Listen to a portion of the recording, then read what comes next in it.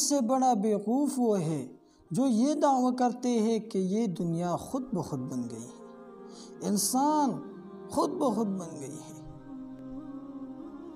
اچھا، میں آپ کو ایک مثال دیتا ہوں کہ یہ چشمہ ہے اور یہ خود بخود نہیں بن گئی ہے، بلکہ جو آدمی اپنے لیے ایک چشمہ بناتے ہیں تو جس سے چشمہ لیتے ہیں اور اس کے پاس جائے تو سب سے پہلے وہ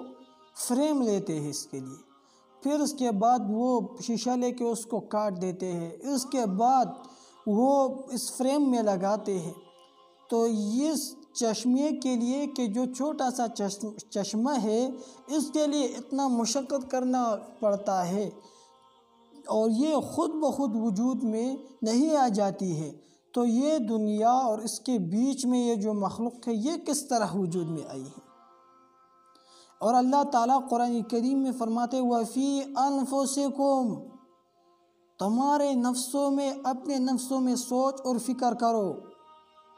آنکھوں میں سوچ اور فکر کرو کس طرح اللہ نے حسین بنایا ہے، اور یہ آنکھ کے سامنے جو یہ پلکیں دیے ہیں اس کو اوپر نیچے کی طرف لے جاتے ہیں۔ وَفِي أَنفُسِكُمْ،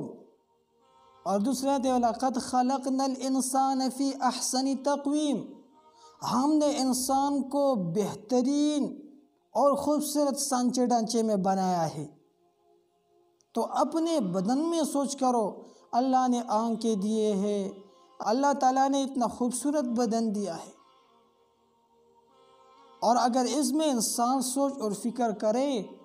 تو اس کا دماغ اس طرف چلا جاتا ہے کہ بھئی اس آسمان اور زمین کا بھی پیدا کرنے والا ہے۔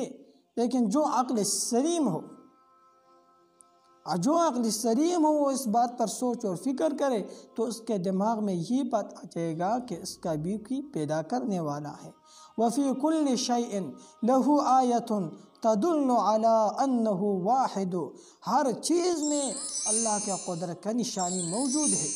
ہر چیز میں۔ تو یہ دعویٰ کرنا کہ یہ